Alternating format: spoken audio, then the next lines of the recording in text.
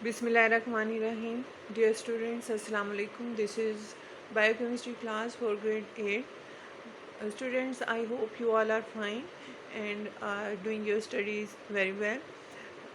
We have started chapter number 2 and the topic is cell division. In this we did the types of cell division, mitosis and meiosis. Then tomorrow we did the heredity. Heredity is the transfer of characteristics from parents to their offspring. This process is called heredity. यानी कि parents से offspring में characteristics का transfer होना, that is called heredity. और जो characteristics हैं जो ट्रांसफ़र होती हैं, for example tallness, dwarfness, skin colour, eye colour, intelligence, these characteristics are called hereditary characteristics that can be transferred from one generation to another generation or from one parent to their daughter cell or their offspring. Then we did the variation. Variation means the differences.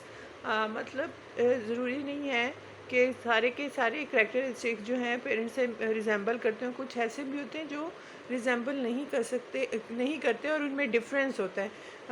These are differences among members of family or a species are called variation. Now today we are going to do basis of heredity, कि वो कौन सा ऐसा source है, वो कौन सी ऐसी चीज़ है या कौन सा ऐसा ऑर्गन है जो कि रिस्पॉन्सिबल है, ऑर्गेनालिज है, रिस्पॉन्सिबल है इन करेक्टरिस्टिक्स के ट्रांसफ़र के लिए. कैसे वो जो है अपने पेरेंट्स से ऑफस्प्रिंग में करेक्टरिस्टिक जो ट्रांसफ़र हो सकते हैं. तो स्टूडेंट्स ये बताने से पहले, जैसे कि हमने चैप्टर नंबर 1 में किया था कि ह्यूमन ऑर्गन सिस्टम में we did the nervous system and excretory system. तो उसमें नर्वस सिस्टम में हमने ये पढ़ा कि basic functional unit of nervous system is neuron. यानी जितना भी नर्वस सिस्टम है वो न्यूरॉन से मिलकर बना है, बिल्डिंग ब्लॉक है. जिस तरह ब्रेन जो है वो बहुत से न्यूरॉन से मिलकर बना है, इसी तरह एक्सक्रीटरी सिस्टम में जो किडनीज़ हैं that are made up of nephron उनका बिल्डिंग ब्लॉक है. In the same way the basic physical and function unit of heredity is called gene. अब यहाँ पे जीन्स हैं that are responsible for the transfer of characteristics. और gene क्या करती हैं, वो उनके ऊपर इंस्ट्रक्शंस होती हैं मॉलिक्यूल बनाने के लिए, दैट इज़ कॉल्ड प्रोटीन्स. और जीन जो हैं वो पेयर में होती हैं और हर जितने भी हमारे करेक्टरिस्टिक्स हैं सिंगल एक हमारी पूरी जो बॉडी है that is under the instructions of gene. उसकी जीन के अंडर वो वर्क करती हैं, वो उसी से डेवलप हुआ है. फॉर एग्जांपल टॉलनेस, हमारा कद का बड़ा होना या छोटा होना, आई कलर है, फ्री ईयर लॉब हैं या अटैच यानी कान के जो साथ ये अटैच हैं या वो फ्री हैं, क्या किससे कंट्रोल हो रहा है, पेयर ऑफ जीन. ये तो बहुत थोड़ी सी एग्जांपल हैं. आप जो भी चीज़ सोचेंगे, चाहे आपकी पावर ऑफ स्पीक है, आपका वॉकिंग है, आपका जो भी एक्शन है that is under a control of a gene. और इसी तरह एक जो है पेयर्स में होते हैं, क्योंकि तो वन मेंबर आता है from male parent that is father, while the other comes from the female parent mother. और उसके बाद कहाँ पे पाई जाती हैं ये जीन्स, कहाँ प्रेजेंट है. तो जीन है किस चीज़ की, किस तरह की बनी है, तो प्रेजेंट तो ये क्रोमोसोम्स पे होती हैं, उसके ऊपर मौजूद होती हैं जीन्स पेयर में. और ये सेक्शन है डीएनए के, ये एक न्यूक्लियस केमिकल सब्सटेंस है, हेरिडिटरी मटेरियल है DNA, deoxyribonucleic acid, और जो कि क्रोमोसोम पे लोकेटेड है. तो क्या genes are basically sections of DNA that are located on the और प्रेजेंट ऑन द क्रोमोसोम. जो कि as different section of DNA gene are a set of information for the development of different characteristics in an organism. DNA is called hereditary material. इसका मतलब ये है कि जो भी हमारा कैरेक्टर का ट्रांसफ़र होना है that is under the control of DNA. So basically DNA is that material which is responsible for the transfer of characteristics, इसीलिए डीएनए को हेरिडिटरी मटेरियल भी कह सकते हैं। और ये जो है डीएनए और प्रोटीन जो हैं वो क्रोमोसोम्स का उसके हिस्से हैं, उसके पार्ट्स हैं, उसके कंपोनेंट्स हैं। So we what we came to know that basic physical and functional unit of heredity is called gene.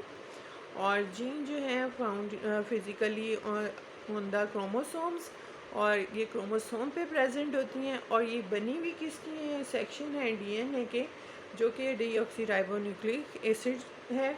और डीएनए और protein are the component of chromosome. So after we should know what is the what are chromosomes। Chromosomes का क्या है, तो इसका हमने बहुत detail में पढ़ा, माइटोसिस में भी पढ़ा और मियोसिस में भी पढ़ा। उसकी दोनों फेजेस में जो स्टार्ट ही उसका कहाँ से होता है कि थ्रेड लाइक एक मटेरियल होता है जिसे क्रोमेटिन मटेरियल कहते हैं। और जब सेल डिवीजन स्टार्ट होती है, जब सेल डिवीजन स्टार्ट होती है तो जो न्यूक्लियस के अंदर, ये यहाँ आप क्या देख सकते हैं कि this is a cell, inside cell is a nucleus and inside nucleus is a chromatin material. और ये क्रोमेटिन मटेरियल जो है फिर ये कन्वर्ट होता है, ये थ्रेड लाइक होता है और फिर ये शेप ले लेता है इन क्रोमोसोम्स की, ठीक है।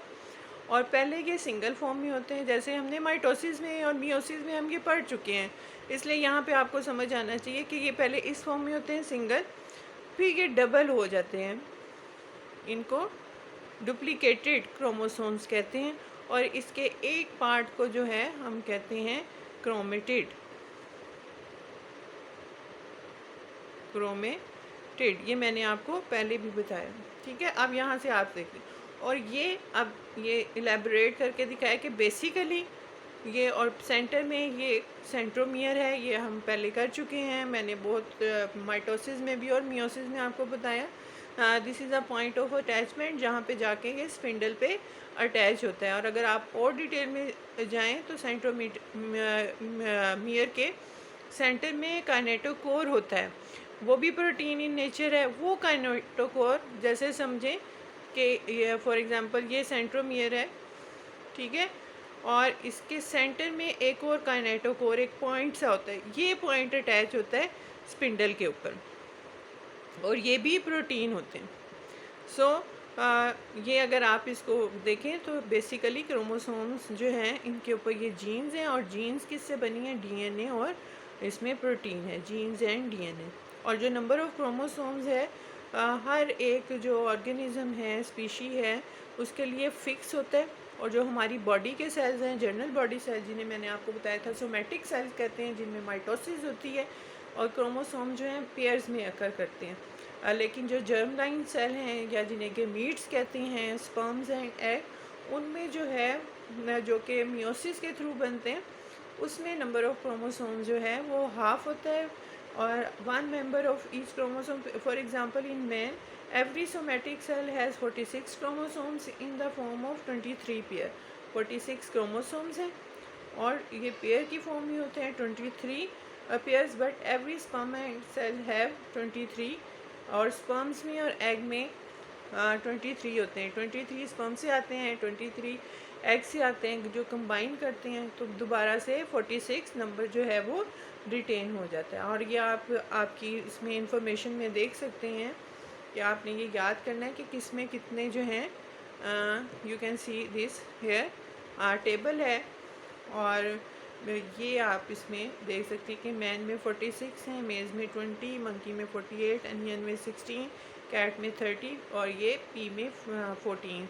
You have to learn it और try to do this activity. That's all for today. Have a nice day. Allah Hafiz.